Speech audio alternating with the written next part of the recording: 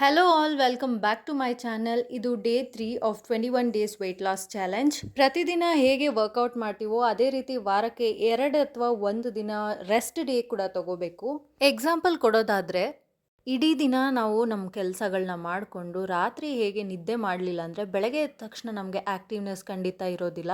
ಅದೇ ರೀತಿ ನಮ್ಮ ಇಡೀ ವೀಕ್ ನಾವು ವರ್ಕೌಟ್ ಮಾಡಿದ್ರೆ ನಮ್ಮ ಬಾಡಿಗೆ ಸೋರ್ನೆಸ್ ಅಥವಾ ಕ್ರ್ಯಾಂಪ್ಸ್, ಬಾಡಿ ಪೇಯ್ನ್ ಇದೆಲ್ಲ ಜಾಸ್ತಿ ಆಗಿಬಿಡುತ್ತೆ. ಸೊ ನೀವು weekly 5 days workout, 2 days rest period ಆ ಥರ ತೊಗೊಂಡು ವರ್ಕೌಟ್ ಮಾಡಿದ್ರೆ ನಿಮ್ಮ ವೆಯ್ಟ್ ಲಾಸ್ ಸಕ್ಸಸ್ಫುಲಿ ಆಗುತ್ತೆ. ಈ ರೆಸ್ಟ್ ಡೇಸಲ್ಲಿ ನೀವು ಕಂಪ್ಲೀಟಾಗಿ ರೆಸ್ಟ್ ತೊಗೋಬೇಕಂತ ಏನಿಲ್ಲ.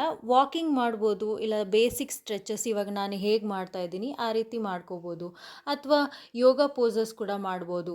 ಈ ರೀತಿ ನಮ್ಮ ಬಾಡಿನ ಸ್ಟ್ರೆಚ್ ಮಾಡೋದ್ರಿಂದ ನಮ್ಮ ಬಾಡಿ ರಿಲ್ಯಾಕ್ಸ್ ಆಗುತ್ತೆ. ಜೊತೆಗೆ ನೆಕ್ಸ್ಟ್ ನಾವು ವರ್ಕೌಟ್ ಮಾಡೋದಕ್ಕೆ ಕಂಟಿನ್ಯೂಟಿ ಸಿಗುತ್ತೆ. ಕಂಪ್ಲೀಟಾಗಿ ನಾವು 2 ಡೇಸ್ ರೆಸ್ಟ್ ತೊಗೊಬಿಟ್ರೆ ನೆಕ್ಸ್ಟ್ ನಾವು ಕಂಟಿನ್ಯೂ ಮಾಡೋದಕ್ಕೆ ಕಷ್ಟ ಆಗುತ್ತೆ ಮತ್ತು ನಮಗೆ ಇಂಟ್ರೆಸ್ಟ್ ಬರೋದಿಲ್ಲ ಅಂತ ಹೇಳ್ಬೋದು. ಇನ್ನೊಂದು ನಿಮ್ಗೆ ಇಂಪಾರ್ಟೆಂಟ್ ಥಿಂಗ್ ಏನು ಹೇಳಬೇಕು ಅಂದರೆ, ಇವಾಗ ವೆಯ್ಟ್ ಲಾಸ್ ಚಾಲೆಂಜ್ನ ಸ್ಟಾರ್ಟ್ ಮಾಡಿದ್ದೀರಾ ಅಂದರೆ ಫಸ್ಟ್ ಡೇ ಮಾತ್ರ ನೀವು ವೆಯ್ಟ್ ಚೆಕ್ ಮಾಡ್ಕೊಂಡು ನೋಟ್ ಮಾಡ್ಕೊಳ್ಳಿ. ಪ್ರತಿದಿನವೂ ಮಾಡೋದಕ್ಕೆ ಹೋಗಬೇಡಿ. ಯಾಕಂದರೆ ಪ್ರತಿದಿನವೂ ನಿಮ್ಮ ವೆಯ್ಟಲ್ಲಿ ಚೇಂಜಸ್ ಖಂಡಿತ ಕಾಣೋದಿಲ್ಲ. ಆಗೇನಾಗುತ್ತೆ ಅಂದರೆ, ನಾನು ಇಷ್ಟೆಲ್ಲ ವರ್ಕೌಟ್ ಮಾಡಿ ಡಯಟ್ ಮಾಡಿ ನನ್ನ ವೆಯ್ಟು ಇನ್ಕ್ರೀಸು ಆಗ್ತಾಯಿಲ್ಲ, ಡಿಕ್ರೀಸು ಆಗ್ತಾಯಿಲ್ಲ ಅನ್ನೋ ಸ್ಟ್ರೆಸ್ಸು ನಿಮಗೆ ತಲೆಯಲ್ಲಿ ಕುತ್ಕೊಬಿಡುತ್ತೆ.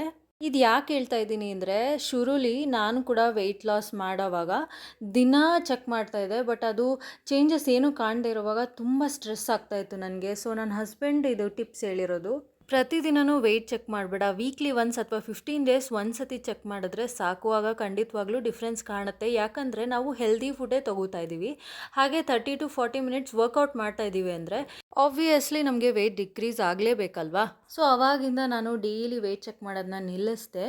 ಫಾರ್ಚುನೇಟ್ಲಿ ನನ್ನ ವರ್ಕೌಟ್ ಪ್ಲ್ಯಾನು ಮತ್ತು ರೂಟೀನು ಅಥವಾ ಡಯಟು ಇದೆಲ್ಲನೂ ನನಗೆ ವರ್ಕೌಟ್ ಆಯಿತು.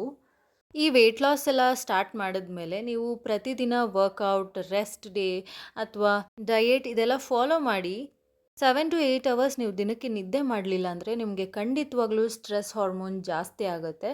ಸೊ ಆಗ ನಿಮಗೆ ಮೆಟಬಾಲಿಸಮ್ ರೇಟ್ ಕೂಡ ಕಡಿಮೆ ಆಗುತ್ತೆ. ಆವಾಗ ನಿಮಗೆ ವೆಯ್ಟ್ ಲಾಸ್ ಆಗೋದಿಲ್ಲ.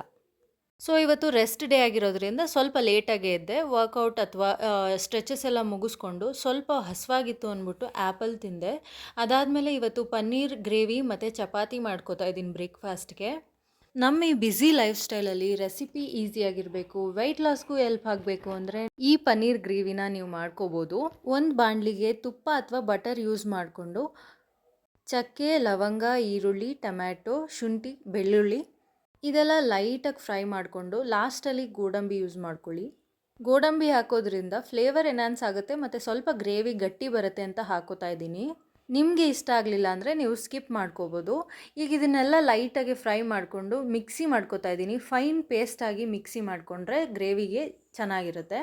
ಅದೇ ಬಾಣಲಿಗೆ ಈಗ ಸ್ವಲ್ಪ ತುಪ್ಪ ಹಾಕ್ಕೊಂಡು ಪಲಾವ್ ಎಲೆ, ಈರುಳ್ಳಿ ಎಲ್ಲ ಹಾಕ್ಕೊಂಡು ಫ್ರೈ ಮಾಡಿಕೊಂಡು ಈರುಳ್ಳಿ ಟೊಮೆಟೊ ಪೇಸ್ಟ್ ಮಾಡ್ಕೊಂಡಿದ್ವಲ್ಲ ಅದನ್ನು ಸೇರಿಸ್ಕೋತಾ ಇದ್ದೀನಿ. ಅದಕ್ಕೀಗ ಸ್ವಲ್ಪ ಗರಂ ಮಸಾಲ, ಖಾರದ ಪುಡಿ, ಧನಿಯಾ ಪುಡಿ ಇದನ್ನೆಲ್ಲ ಹಾಕ್ಕೊಂಡು ಮಿಕ್ಸ್ ಮಾಡಿಕೊಂಡು ಸ್ವಲ್ಪ ಕುದಿಯೋಕ್ಕೆ ಬಿಡೋಣ. ಚಿಟಿಕೆ ಅರಿಶಿನದ ಪುಡಿನೂ ಸೇರಿಸ್ಕೋತಾ ಇದ್ದೀನಿ. ಹಾಗೆ ಖಾರ ಸ್ವಲ್ಪ ಕಡಿಮೆ ಆಗಿತ್ತು ಅಂತ ಇನ್ನೊಂದು ಸ್ವಲ್ಪ ಖಾರದ ಪುಡಿ ಸೇರಿಸ್ಕೊಂಡೆ. ಈಗ ಒಂದು ಕುದಿ ಬಂದ ಮೇಲೆ ಸ್ವಲ್ಪ ಪನ್ನೀರನ್ನ ಸೇರಿಸ್ಕೋತಾ ಇದ್ದೀನಿ. ಇಲ್ಲಿ ನಾನು 200 ಗ್ರಾಮ್ ಆಫ್ ಪನ್ನೀರ್ ತೊಗೊಂಡಿದ್ದೀನಿ.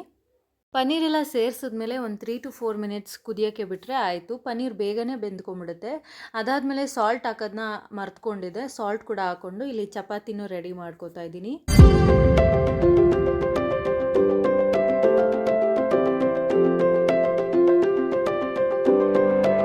ಸೊ ಈಗ ಬ್ರೇಕ್ಫಾಸ್ಟ್ಗೆ ನಾನು 2 chapati, 1 cup of paneer gravy ತೊಗೊಂಡಿದ್ದೀನಿ. ಸ್ಯಾಲಡ್ ಏನೂ ತೊಗೊಳ್ಲಿಲ್ಲ, ಯಾಕಂದರೆ ಬೆಳಗ್ಗೆನೇ ನಾನು ಆ್ಯಪಲ್ನ ತೊಗೊಂಡಿದ್ದೆ. ಅದಾದಮೇಲೆ ಯೂಶ್ವಲಾಗಿ ಟೀ ಕುಡಿಯೋ ಥರನೇ ಟೀನೂ ಕುಡ್ಕೊಂಡೆ.